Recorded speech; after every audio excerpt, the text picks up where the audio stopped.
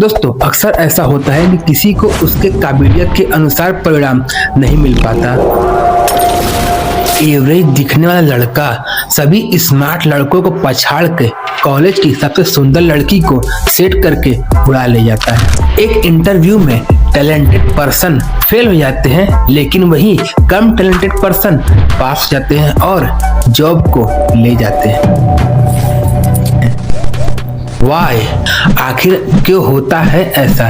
कहीं आपके साथ इसका एक ही रीजन है और वो है सेल्फ कॉन्फिडेंस।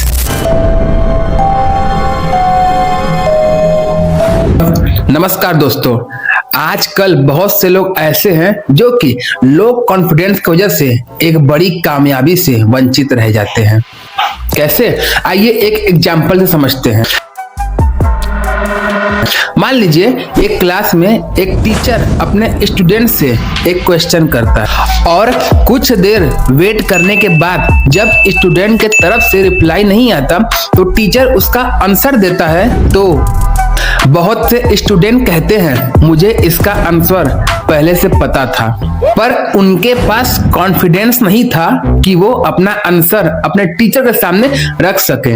हो सकता है ये सिचुएशन कभी आपके साथ भी रही हो।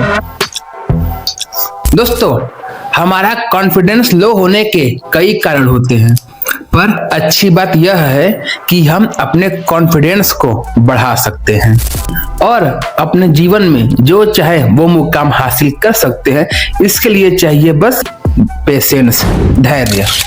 दोस्तों, आज हम आपके साथ कॉन्फिडेंस को बढ़ाने के 6 टिप्स शेयर करेंगे, जिसे फॉलो करके आप अपने कॉन्फिडेंस को नेक्स्ट लेवल पे ले जा सकते हैं।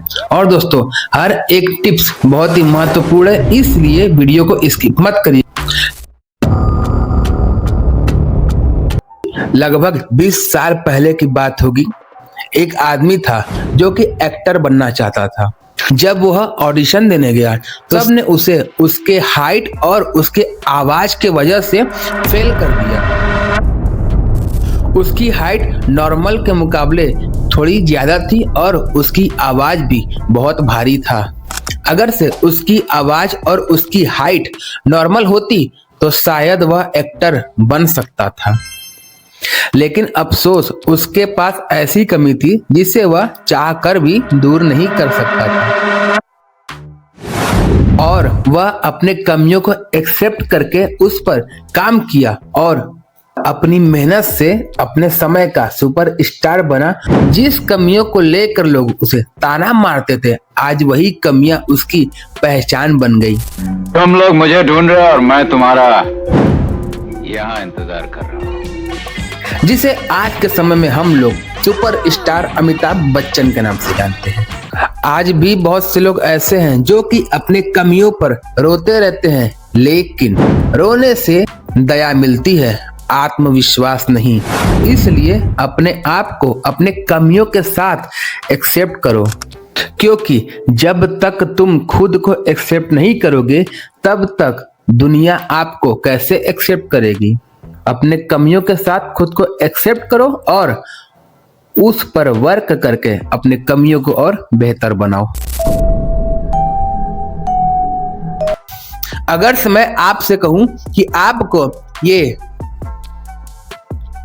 ये पूरी किताब को एक दिन में रीड करनी है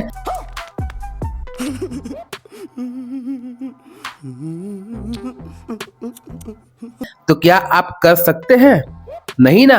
लेकिन अगर से वही मैं आपसे कहूं कि आपको इस किताब का 2 पेज या एक चैप्टर अपने हिसाब से डेली रीड करनी है, तो आप आसानी से पूरी की पूरी किताब को रीड कर सकते हो।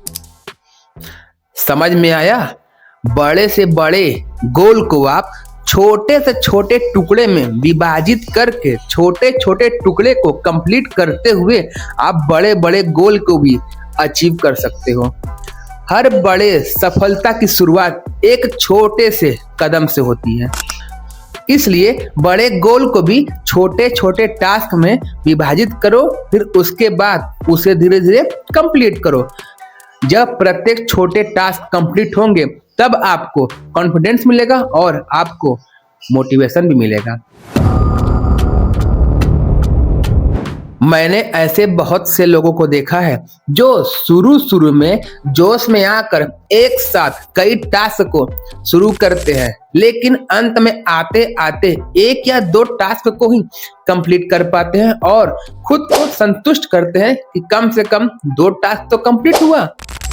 ह्यूमन ब्रेन एक समय पर एक ही जगह फोकस कर सकता है।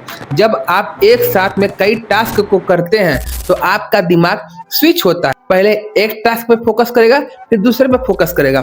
इस तरह स्विच होने की वजह से वह जल्दी थक जाता है और जब आपका ब्रेन थक जाता है तो उसके ऊपर एक प्रेशर बन जाता है कि इतना टास्क कैसे भी करके कंप्लीट हो जाए, और जैसे तैसे करते करते आखिरी में कुछ ही टास्क कंप्लीट हो पाते हैं या फिर नहीं भी हो पाते हैं, जिसके वजह से रिजल्ट बहुत अच्छा नहीं आता।